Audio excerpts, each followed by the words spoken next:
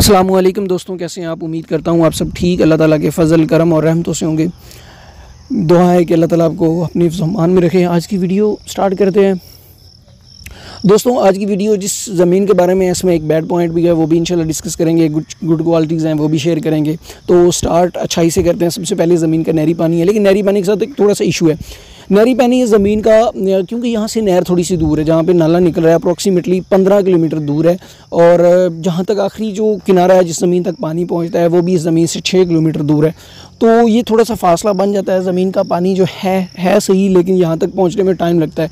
तो वो आप इस चीज़ को अंडरस्टैंड कर सकते हैं। यहाँ पे पहुँचते पहुँचते उससे काफ़ी टाइम लग सकता है। फिर वो थोड़ा सा आपके लिए ये आप करवा सकते हैं कि आप उसको नाले को पुख्ता बनवा लें, तो आपकी स्वाब दी है उसके थ्रू आप इसको सराब कर सकते हैं। लेकिन ये जो मालिकान है, मैंने उनसे जब बात की तो उन्होंने मुझे ये बताया कि हम इस ज़मीन का जितना भी पानी है वो सेल आउट कर देते हैं, सालाना हम सेल आउट कर देते हैं। उसके बाद हमें जो पैसे मिलते हैं उसमें हमारे डीज़ल का एक्सपेंस ज़्यादा आ जाता है, लेकिन ये है कि उसको गैप अप कवर अप करने के लिए हमें कुछ ना कुछ वहाँ से पैसे मिल जाते हैं। अप्रॉक्सीमेटली हाफ़ या तीसरा हिस्सा जो है हमें वहाँ से पैसे मिल जाते हैं, कुछ हमें पैसे साथ एक्स्ट्रा लगाने पड़ते हैं। तो टोटल ज़मीन का नहरी पानी है, और लेकिन ये जो ज़मीन है वो नहरी पानी से सराब फ़िलहाल नहीं होती है, ये ट्यूबवेल से सराब होती है। यहाँ पर डीज़ल इंजन, एक ही ज़मीन के अंदर सिर्फ एक ही डीज़ल इंजन यहाँ पर लगा हुआ है।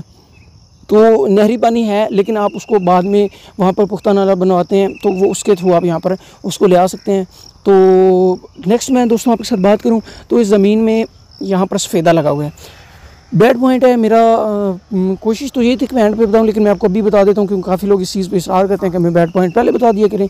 दोस्तों हमारा मकसद जस्ट यहाँ पर आपके साथ इन्फॉर्मेशन शेयर करना होता है। दोस्तों इस ज़मीन में सेम है, तो सेम के लिए इन्होंने जो मालिकान है इन्होंने यहाँ पर सफ़ेदा लगाया। मुझे इस चीज़ का भी प्रॉपर इल्म नहीं है कि सफ़ेदा इस चीज़ में करामद होता है नहीं होता, लेकिन मैंने जब इसका रिज़ल्ट देखा तो मुझे वाकई शॉकिंग लगा। इस ज़मीन में सेम था, तो सेम अब काफ़ी हद तक ये जो है बेहतर है। यहाँ पर नज़र आ रहा है, यहाँ पर सफ़ेदी आप देखें तो नीचे नहीं नज़र आ रही है, तो इन्होंने यहाँ पर सफ़ेदे लगाए हैं। तो आप देख रहे होंगे कुछ सफ़ेदे बहुत ज़्यादा मोटे हैं, कुछ बहुत बारीक हैं, और ये इनका साइज़ डिफरेंस है।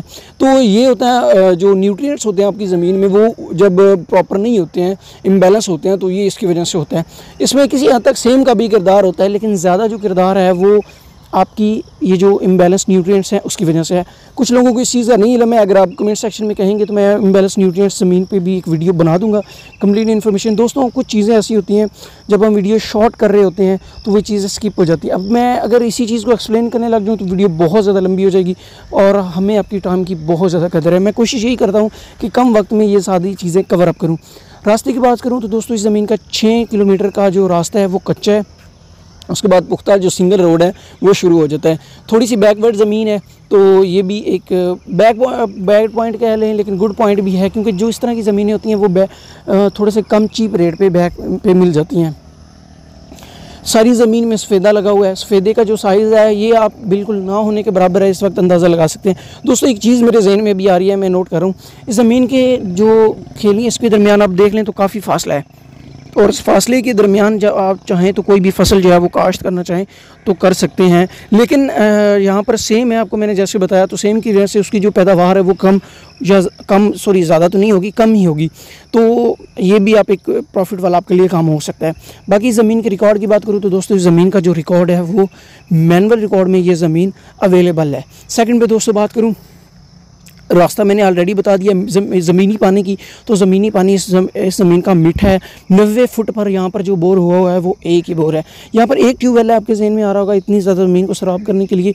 तो दोस्तों यहाँ पर ये जो सफ़ेदा जो ज़मीनी पानी है ये उसको बहुत ज़्यादा सक कर लेता है, और एक मतलब नई रिसर्च हुई है, उस रिसर्च के मुताबिक जो सफ़ेदा है वो ज़मीनी पानी ख़राब कर रहे हैं।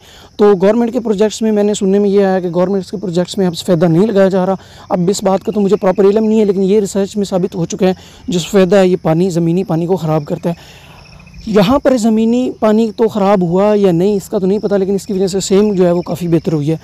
तो बाकी तफसीलात जो हैं, अगर मैं बात करूँ आबादी की बात करूँ दोस्तों, यहाँ पर आबादी यहाँ पर काफ़ी दूर है। अगर 10 किलोमीटर के रेडियस के अंदर कुछ डेरे वगैरह आते हैं, करीब तरीन यहाँ पर चाहता कोई बड़ी आबादी नहीं है। तो कुछ ऐसे लोग मुझे जो काफ़ी कांटेक्ट करते हैं आउट ऑफ कंट्री के लिए, ये उनके लिए बहुत ज़्यादा सूटेबल ज़मीन है, दरख्त लगाए हुए हैं। ये ऐसे समझें कि आपके लिए एक इन्वेस्टमेंट हुई है, आपको इस अपॉर्चुनिटी को ग्रैब करना चाहिए। आई होप आप मुझसे इस चीज़ को बेहतर समझते हैं। हमारी कोशिश अल्हम्दुलिल्लाह होती है आपको चीज़ों की इन्फॉर्म करने की। फसल के हवाले से मैं आपको ज़मीन बिल्कुल सुजेस्ट नहीं करूँगा। सेकेंडली जो इसमें दरख्त लगे हुए हैं इसके हवाले से और मौजूदा ज़मीन की हालत के मुताबिक इसका जो रेट है वो मुनासिब है।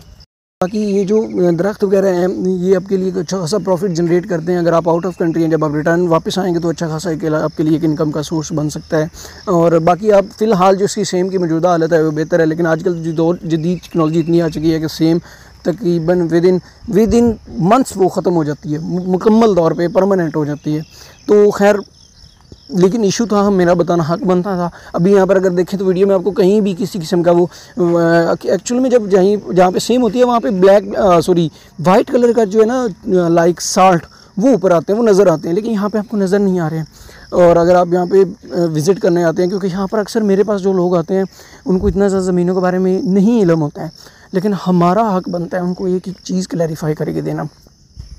देखें दोस्तों, अगर हम आपके साथ दाव लगाएंगे ना तो एक्चुअल में हम आपके साथ दाव नहीं लगाएंगे, हम अपनी जो हमारा पेशा है उसके साथ दाव लगाएंगे, अपने आपके साथ दाव लगाएंगे। तो मुझे ये चीज़ बिल्कुल गवारा नहीं करती है और मैं आपको इस चीज़ का क्लैरिफाई, ये जो बैड पॉइंट था मैंने आपको क्लैरिफाई करके दे दिया है कि इसमें ज़मीन में इस वक्त सेम है, लेकिन पहले जितनी थी उससे अब कम है, क्योंकि यहाँ पर अब जो वाइट साल्ट है वो नज़र नहीं आ रहे हैं। बाकी फसल की बात करूँ, अगर आप इसका सफ़ेदा यहाँ से निकलवा देते हैं और इसके बाद फसल को काश्त करते हैं तो मौजूदा हालत के मुताबिक ये आपकी फसल हो जाएगी, लेकिन इसमें एक प्रॉब्लम आएगी। एक तो आपकी फसल का जो कद होगा वो कम होगा और कहीं पर वो फसल आपकी ज़्यादा होगी और कहीं पर ज़्यादा होगी, कम होगी और कहीं पर ज़्यादा। वो पंजाबी में जिनको कहते हैं ना डॉगियाँ बनना, उस तरह का काम होगा आपकी फसल के साथ। बाकी इसमें किसी किस्म का और कोई मसला नहीं है, कब्ज़े की कोई भी प्रॉब्लम नहीं है। आप आएँगे आपको फ़ौरन कब्ज़ा मिल जाएगा।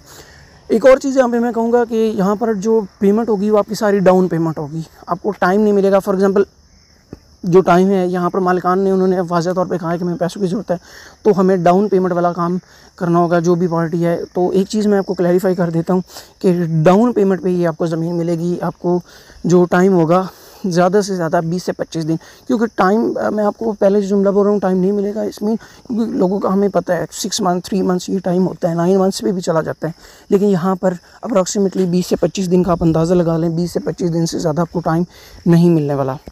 लास्ट में दोस्तों बात करें इस ज़मीन के टोटल रकबे की, लोकेशन की और प्राइस की बात करूं तो इस वक्त ये जो ज़मीन हमारे पास अवेलेबल है ये झंग में अवेलेबल है। कुछ दिनों से आप नोट कर रहे होंगे कि हमारे पास ये जो वीडियोस हम शूट कर रहे हैं झंग से, क्योंकि हमें वहाँ पर बहुत ज़्यादा चीप रकबे देखने को आ रहे हैं, लेकिन काफ़ी लोग कह रहे हैं कि हमें सरगोदा में रकबे दिखाएँ। तो इंशाल्लाह नेक्स्ट वीक आपको सरगोदा से वीडियोज़ मिला करेंगी, लेकिन ये जो वीक है इसमें आपको झंग से ज़्यादा वीडियोज़ मिला करेंगी। तो ये लोकेशन झंग में है। टोटल रकबे की बात करूँ तो दोस्तों इस वक्त ये हमारे पास 25 एकड़ है और 25 के 25 एकड़ में सफ़ेदा लगा हुआ है। और यहाँ पर एक चीज़ मैं बताना भूल गया हूँ कि यहाँ पर एक डेरा भी अवेलेबल है। मैं उसकी वीडियो भी एंड पे शूट करके अभी मुझे याद नहीं रहा था, वो भी एंड पे मैं लगा देता हूँ अभी।